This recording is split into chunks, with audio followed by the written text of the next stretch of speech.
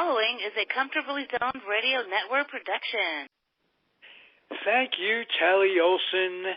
We are back when the Jints and Dem Bums played in New York. I'm Ralph Tyko of the Comfortably Zoned Radio Network. The two mavens are with us today, and certainly experts of those days. They were there, as was I, when the Jints and the Bums played in New York. Here's Noel Hynd. How are you, sir? I'm good, Ralph. Thank you. Good voice check at the same time. You got to give me credit for that.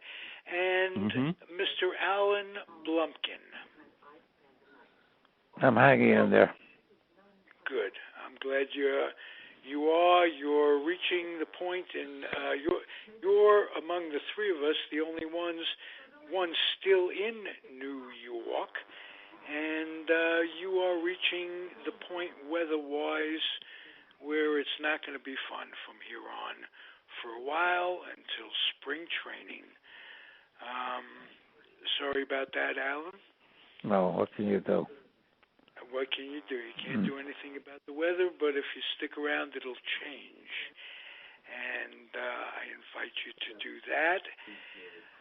Guys, we're going to talk about the brass, as it were, of the three major league teams when we were growing up. The New York Giants, the Brooklyn Dodgers, and the New York Yankees. And I want to start with you, Alan. Pick any one of the folks that ran the show for any of these organizations, and we got. Okay, I'll do the Yankees. Right. Please do so. Yeah, in the 1946, again in 1945, the estate of Jacob Rupert, who owned the Yankees for years, sold the team to a threesome of Dan Topping, Del Webb, and Larry MacPhail. And MacPhail was the one put in charge of the team. And he was the one who was responsible for 1947. There was also a story I've read in a number of sources that MacPhail, who was a drinker, and everybody said that if he had one drink, he was a genius. If he had two drinks or more, he'd be insane. And so he and Tom Yawk, the Red Sox owner, got drunk one night, and they almost traded Joe DiMaggio for Ted Williams. Then the next day they sobered up, but that wasn't the deal wasn't consummated. I thought that was ownership. I thought that was Yawkey talking to Webb. No, Larry MacPhail. Okay, I'm learning something. And basically, MacPhail was responsible for bringing Allie Reynolds for 1947 from the Indians for Joe Gordon. And he asked DiMaggio about the other pitcher named Red Embry, and DiMaggio says, get Reynolds. So he got Reynolds, and Allie Reynolds, of course, was one of the ones who was responsible for the upcoming dynasty. And what happened in 1947, they had won the World Series in 7 games over the Dodgers, and MacPhail, when they were celebrating, MacPhail announced, I'm through. And he sold his piece of the Yankees to Webb and Topping, and that was the last time Larry MacPhail was involved in baseball. So Webb and Topping brought in George Weiss as general manager, who would run the show in the minors for quite a number of years, to take over as general manager. And one of the first moves, this is after 1948, he got rid of Bucky Harris, because as going on with the Mets right now, Bucky Harris was not his hire. Right. And he brought in General Casey. manager is said to, when he comes in, he wants his own manager. Right. So he brought in Casey Stengel, who had just won the Pacific Coast League pennant with the Oakland Oaks. It was crazy. They brought in Stengel, for humor, and the writer in Boston, Dave Egan, who was a drunk, and Ted Williams said the only thing the Yankees had got Stengel was laughs. Well, he had a wisdom about him that was unknown. Yeah. So Stengel came to the Yankees in 1949 and won 5 straight World Series and 10 pennants and 7 World Series in 12 years overall. Weiss was also responsible for the player contracts and trades. And Weiss, at one point, I was at a baseball writers' dinner years ago with Mickey Mantle was there, and he had to present an award, and he said, ironically to Lee McPhail, one of Larry's sons, and he said, when I was playing for the Yankees, Lee was the assistant to George Weiss, the meanest, and he used a 10-letter word beginning with C and ending with R that ever lived. Whoa. And he was right. I don't know if he was getting a percentage of the what they figured he saved on the players the way Branch Rickey was doing, but he tried to lowball everybody, and then when after 1953, when they had won their 5th straight, he had several holdouts, and he sold Vic Raschi to the Cardinals right before the 1954 season. I was 10 years old, and I was up all night crying. No, I couldn't believe it. It's like me when Magley left the Giants.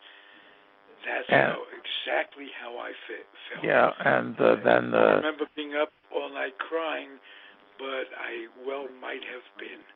So Webb and Topping essentially ran the American League, and when the A's moved from Philadelphia to Kansas City, one of his cronies named Arnold Johnson, who had done business with Del Webb in particular and owned Yankee Stadium, was brought in as the owner of the A's. And he hired some general manager named Park Carroll, who worked for the Yankees, and the Yankees essentially operated the A's for until Arnold Johnson died of a heart attack in 1960. The Yankees operated the A's as a farm team. Okay, Alan, take a deep breath. Okay.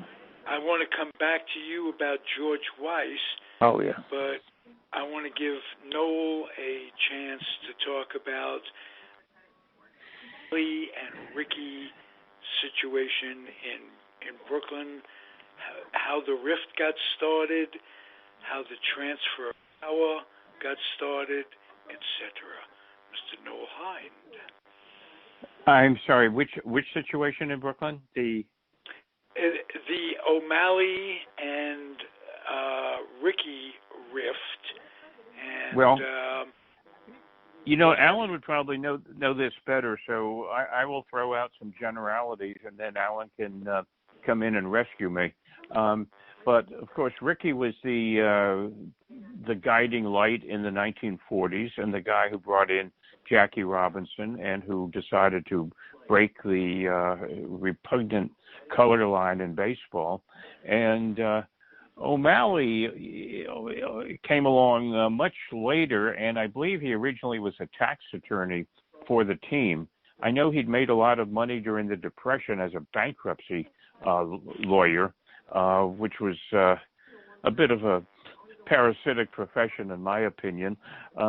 But gradually, O'Malley just kind of wormed his way into more and more power, and the two men didn't like each other, from what I've read and from what people have told me. Eventually, I guess O'Malley bought Ricky out and assumed the power of the team. And quite frankly, in retrospect, O'Malley moved his own family out of Brooklyn out to Amityville in, I think, 1951. And it struck, I have a private theory that O'Malley, as soon as other teams started to move, like the Braves, like the Browns, probably had it in mind as to where he could take the team outside of New York. I just don't think he had any interest in staying in Brooklyn at all. And I came across, when I was writing the final game at Ebbets Field, I found a lot of references to O'Malley would come into the office and complain about how the Braves, who were now in Milwaukee, had sold 40,000 tickets, and they got to keep the entire parking for 20,000 cars or something. It was always people doing so much better somewhere else. So that's the top of the line, at least in in Brooklyn for ownership and what they were giving to the fans, who were actually coming out in pretty good numbers up until right at the end, 1957. Alan, if you want, you can jump in and expand on any of that, or correct me if I got something wrong. Yeah, well, what happened when O'Malley bought Ricky out, so he was supposed to pay whatever the original sale price was, his third, the 1/3 or whatever. And Ricky, who thought he was being screwed, this is in 1950, brought in a real estate man to create a phony market named Zuckendorf. The real estate man bid $1 million, which is as a favor to Ricky. And O'Malley had to pay Ricky $1 million to get full control of the team. So, of course, that cost O'Malley a lot of money, and that made him hate Ricky even more. And when he took power, it got to the point where anytime anybody mentioned Ricky's name in the office, they were fined. Yeah, and Ricky just didn't leave, but he took over at Pittsburgh. Pittsburgh, yeah, and Ricky, O'Malley and Robinson never got along, and when he fired Dressen after 1953, looked for a multi-year contract like some of the other managers in the National League had gotten, and they refused, and they fired him, and they brought in Walter Alston, who signed 23 one-year deals with O'Malley was not going to pay anybody for not managing. And that was after Charlie Dressen wanted a 2-year contract. Yeah, he wanted a multi-year contract, and O'Malley told him no. And Dressen left, and Dressen managed, after they managed the Senators, the Braves, and the Tigers with absolutely no success. And O'Malley alienated Red Barber, who he tied all the way back to Larry McPhail, and Barber went from the Dodgers to the Yankees. Robinson let me throw in a quick question. Well, I'm sorry, Ralph, not to interrupt you. What was the source of the antagonism between Robinson and O'Malley? Robinson's loyalty to Ricky. Okay. I was just wondering whether... What I was going to ask. Robinson was anybody that had a real like of Branch Ricky, O'Malley wouldn't go along with. Is there anything ever positive? A chance that Robinson would end up in Pittsburgh? No. No. Okay. They couldn't trade him because of who he was. And when they tried to after 1956, he retired rather than go to the Giants. Dick Littlefield. Yeah, and the other thing, the big event during the Dodger years was DeRocha. leaving to go from the Dodgers to the Giants. Right. Oh, absolutely. And DeRocha, if you remember, was suspended for consorting with gamblers, among other things, in 1947. Bart Schotten managed the Dodgers to the pennant that year. DeRocha came back in 1948, and he and Rickey had a rift. And basically, it was over Roy Campanella, who DeRocha was screaming for because they had no catching. The regular catcher in 47, Bruce Edwards, had a sore arm. And what happened was DeRocha wanted Campanella, and Rickey used Campanella to break the color line in the American Association. Right. And I think, if I'm not mistaken, Hodges came up as a catcher. He came up as a catcher, and they made him into a first baseman when Campanella came up. Right. Campanella came up in mid 1948, and the Giants were ready to fire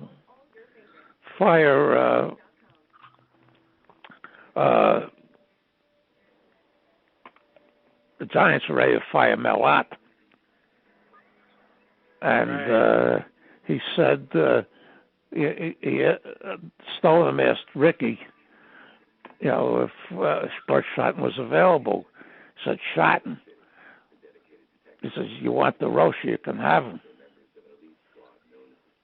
So DeRocha jumped, which was DeRocha was very heavily identified with the Dodgers, and the Giants fans went nuts when they named him manager, and he did wind up leading the Giants to 2 pennants and 1 World Series. But that was from what I read. I was only 5 years old at the time. I read later that was a tremendous shock to the Giant fans at DeRocha, who they hated for years, was coming over to manage them.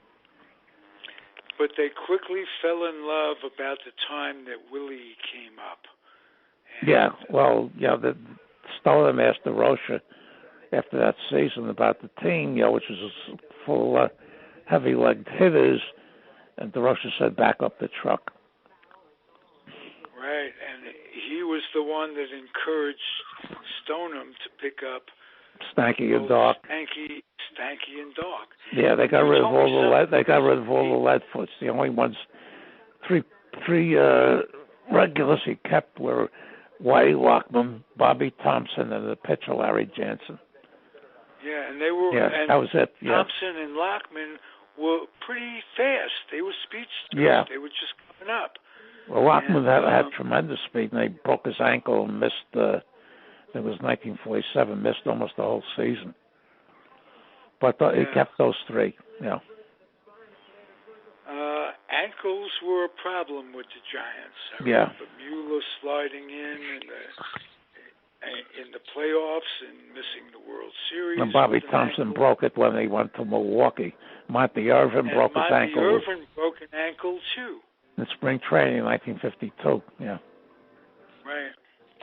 That's an interesting point. You don't really hear about people breaking ankles as much now as you see when you go back and look at all those injuries.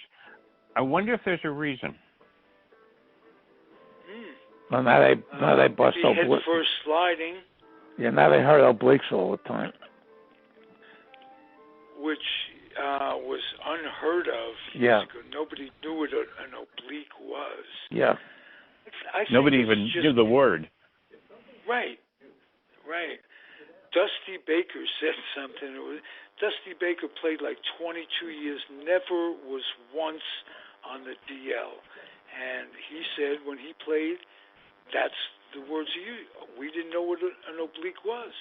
It was just, and I think it's just players putting too much strain on their body, either artificially or in workouts with weights or whatever, and trying to get being out of themselves and not staying in their bodies, trying to throw 100, and you could throw 100 for a while, but you're going to break down. That's just my rambling. Noel, anything you want to add to any of this? No, I just ramble a little bit since you just set the precedent of rambling once again. The interesting thing about the Giants is, yeah, exactly. What are we good for if not to ramble, right? Right. The interesting thing about the Giants, looking back on it historically, is, for better or worse, the stability of the front office between 1936 and 1957. Here's where I'm going with this. The few people who are still alive who can remember the Giants in New York remember really the late 50s. Some people maybe the late 40s. 1936 to 1957, in the grand scheme of a lifetime, is not that much. It was 20 years, but it actually, in some ways, seemed like an eternity because of the stability on the team. Charles Stoneham, Horace's father, died in 1936. Horace took control of the team, and Horace basically, as a hands-on owner, ran the team, or at least oversaw the running of it day to day, until the team left New York and then subsequently in San Francisco. He had, I believe, two general managers. Bill Terry was a general manager, and then Chub Feeney, who was actually Charles Stoneham's grandson, was effectively the general manager, but I think his title might actually have been head of baseball operations. So from 36 to 57, it was Terry and Feeney. There was none of this stuff like you had going on in Brooklyn, where Schotten was in, Leo was out, Alston was in. It was a very, very stable situation. And to my knowledge, over the course of those 20 years, I'm hard-pressed to think of very many brilliant trades that the Giants made. It was usually bringing somebody up or signing somebody. They get a lot of credit for that. I guess the trade that Alan just mentioned, which brought Dark and Stanky to the Giants, might have been the best one that was made in that era. But to some degree, I give DeRocher more credit for that trade than I do to Chub Feeney. Maybe that's debatable. I don't know. Anyway, it just seems to me that when the Giants were cooking in the 50s, it was because they signed a Monty Irvin, or they signed a Willie Mays, or they signed, trying to think of who else, Sal Magley, once the Mexican League fiasco was over. So if anyone wants to jump in on that, I can remember some trades. There was a huge trade they made in 1956 that brought Shane Jints and I guess it was Jackie Brandt and Ray Cott, and I think Dick Littlefield may have been in that one also, to the Giants from St. Louis. It was an 8-player trade. I woke up to it when I was like 10 years old on a morning in June, and it took the Giants all the way from 6th place to 6th place, and it took the Cardinals from 4th place to 4th place. So I guess it was. You could say it was a good deal for both teams, because neither went down in the standings. There was an expression, dogs for cats. I remember in those days. Yeah, Bill Veck and Frank Lane used to do that with utility infielders. They trade them back and forth just to get newspaper space. Yeah. Well, there was not to get going on the Cardinals, but there were members of the Cardinal team at the time. Alan, both of you probably remember this. Lane came in. He had been an executive with the White Sox, and Lane came into the 55-56 Cardinals, and he didn't feel like he'd had a good day unless he'd made a trade. and he was just ripping that club apart for basically a short fix. And he got rid of people like Enos Slaughter, I think. He got rid of Bill Verdon. He got rid of, I'm trying to think who else, Tom Paholsky. The whole lineup of Cardinals, Reg Shane. He tried to get rid of Musial, and August Bush nixed it. But it was a crazy time. Here's what I was starting to say about that. There were people on the Cardinal team who actually thought that Lane got a sexual charge out of making a trade. You can make what you want of that, and I could see how they came to think that. Well, then they went to the Indians and built them up and then wrecked them. Yeah. The The Cardinals, the same thing happened. They went from 4th to 2nd or 3rd in 1957. They were the last team to challenge the Braves. They fell about 8 games short. And then 58, 59, they were terrible. It was just, he would do it for a quick fix, and he did that with almost every team. Yeah, he sent 58. He sent Doc to the Cubs for Jim Brosnan. Right. Doc had played third base because they had brought up Eddie Casco. The Cardinals played shortstop. Yeah, I don't think Casco ever hit above 228. No, and ironically, Doc and Bobby Thompson were teammates on the 58 Cubs. And they got Lockman back for Hoyt Wilhelm after 56. There was a story about Lockman going across country, having been traded, and he met the guy he was traded for coming back from the Cardinals on the way, and their family got together. Yeah, it was just this Baseball Digest kind of story in the back. The story with Magley is that he came back from the Mexican League after jumping the Giants, and he was 33 years old in 1950, and desperation, DeRosa started him in either May or June, and he pitched very well, and then he became a regular starter in 1950 when he went 18-4. And they also picked up Jim Hearn from the Cardinals on waivers in 1950. Right. They had Larry Jansen, didn't they? He came up through the Coast League, won 30 games for the 1946 San Francisco Seals. Right. And who signed him? Did Stoneham sign him? He came through the San Francisco Seals, so I guess they had to pay. Like DiMaggio came from there, and I'm sure the Giants had to pay money to get him. Right. Not for him. They didn't pay the player. They paid the owner of the minor league team. And the players didn't get any cut of the purchase price most of the time. And it was ironic also. Noel can bear me out on this. Reunion, and if you remember, DiMaggio, Williams, these guys had terrific contract battles with their club because they were being screwed. The owners had you by the gonads, and they knew it, and they took advantage of it. And there was this book written by Giamatti, "We'd Have Played the Game for Nothing," about the 50s players and what have you. No, they were all striving for a union, striving to be able to feed their family and not be under the thumb of the owners. So that played a big part with the Magley thing, especially.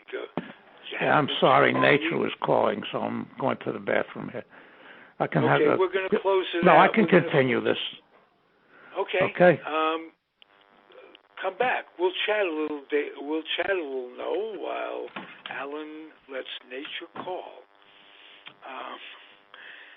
Or do you want to take a little break? And there's a couple of things I'd like to add.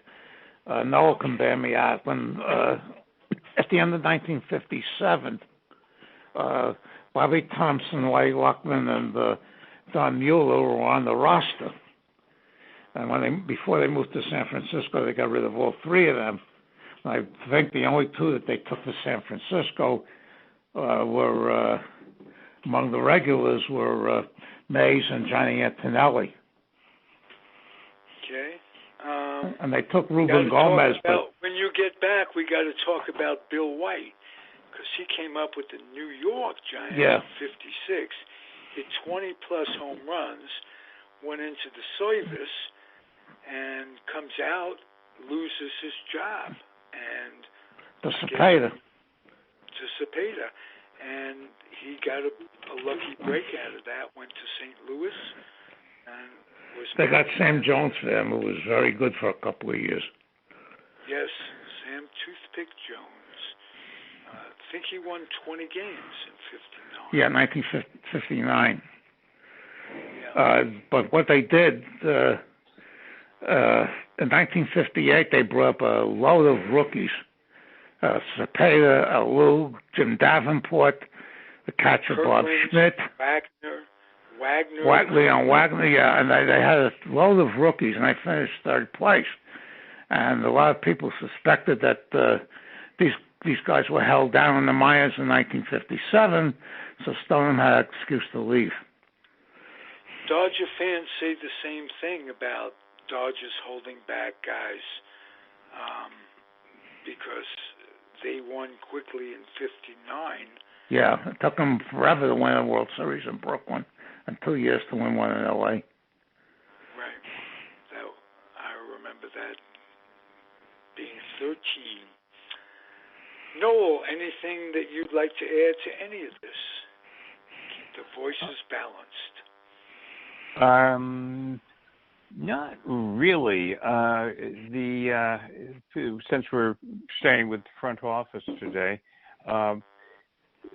the only things I can really think of in closing was years ago I had a couple of conversations with Matty Schwab, who was the groundskeeper at Ebbets and then later in the Polo Grounds, and famously had the apartment under the left field grandstand. And I asked him, since he went to San Francisco, about the actual moving, and he referenced that the Giants had to clean out all of the files with old contracts and everything and move west. And I said, whatever happened to all of those old contracts? Did they get put in storage? Did they go to San Francisco? And he said, no, they just threw them all out. And I said, you're kidding me. You know, like Carl Hubbell's contract from certain years. And he said, they threw out everything. And it was probably like memorabilia that could go for millions of dollars today without any question. Stuff that went back to 1908, 1911, and it just went into an incinerator somewhere. It reminds me of the baseball card, the barges they sent. The 52 high numbers, yeah. Yeah. Whoa, that's very sad in a way. They sent it they dumped them in the Gowanus. Yeah. Now, one of the things when I used to be very heavily invested in collecting things, and the Holy Grail was a 1951 World Series program issued by the Dodgers.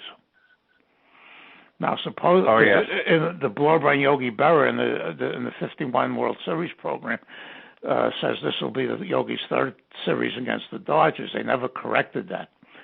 And supposedly O'Malley had all of them destroyed, but there's rumors that some of them survived. I imagine if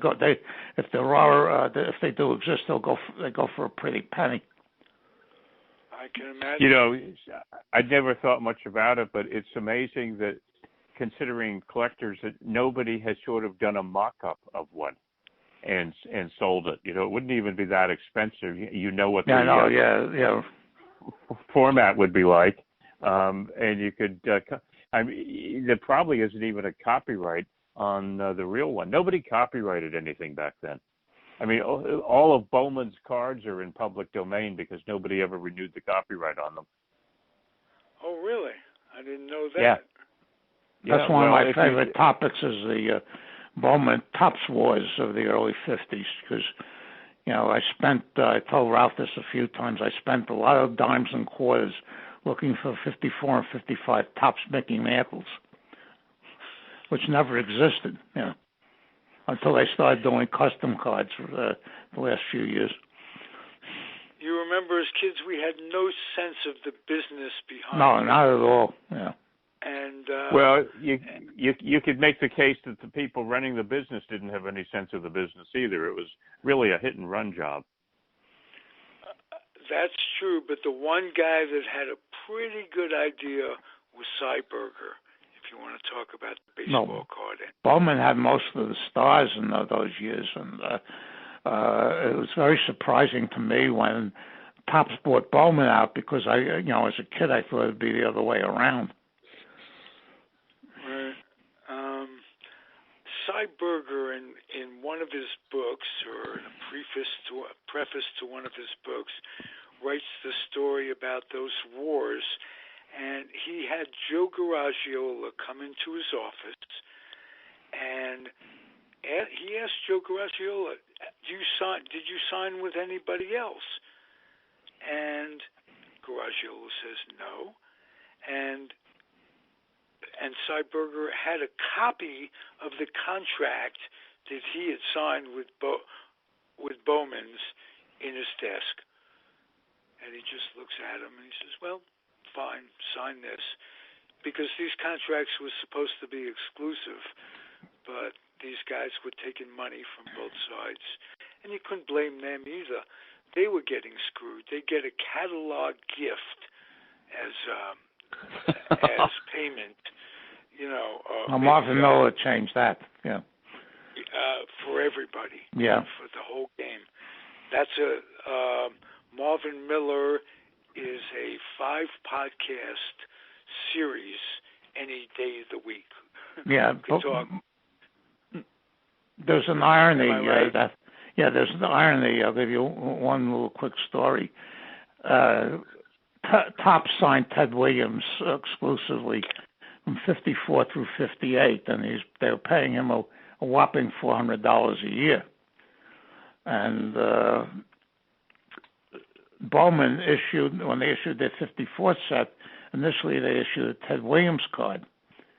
And because Topps had signed him to exclusive contract, they had to pull the card. So they've been reprinted, but the reprints are in smaller size, standard size now, not the way they were back then. So you can't pass it off for a real one. But the real one is very, very expensive and hard to get. And when Topps decided in 1993, to reprint their 54 set, the rights to Williams was held by Upper Deck.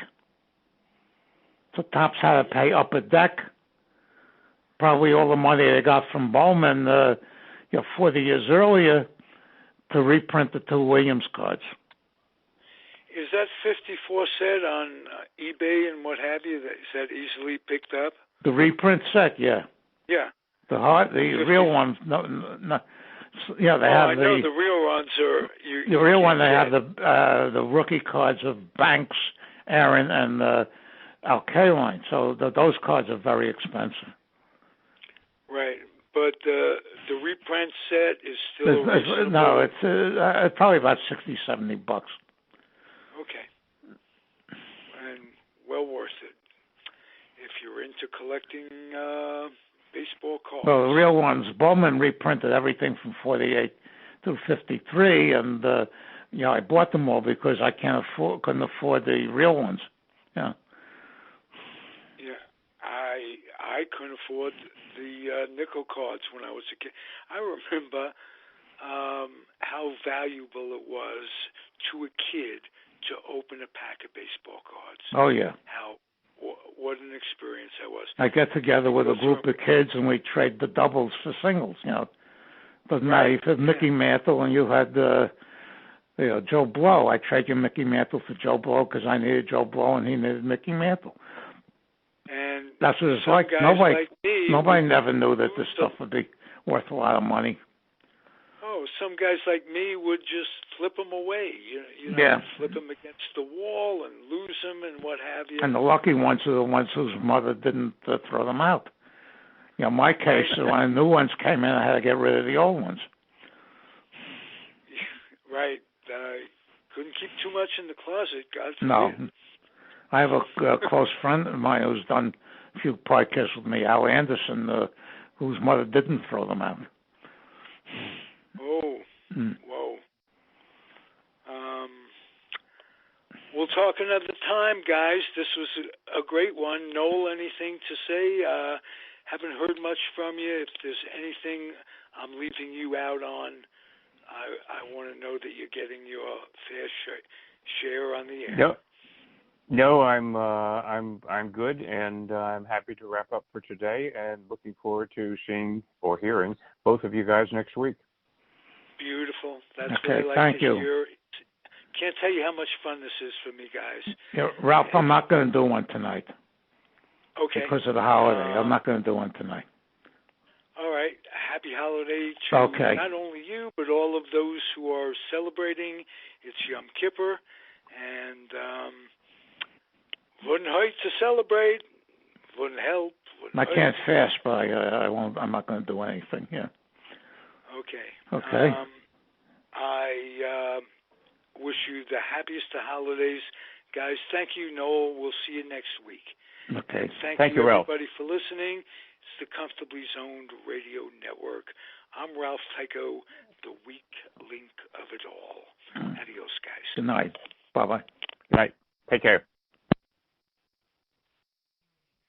The proceeding has been a Comfortably Zoned Network production. You are advised to keep your dreams wet, your humor dry, your children and grandchildren out of military recruiting offices and off the laps of clerics who wear dresses. Thank you for listening, everyone. Happy trails.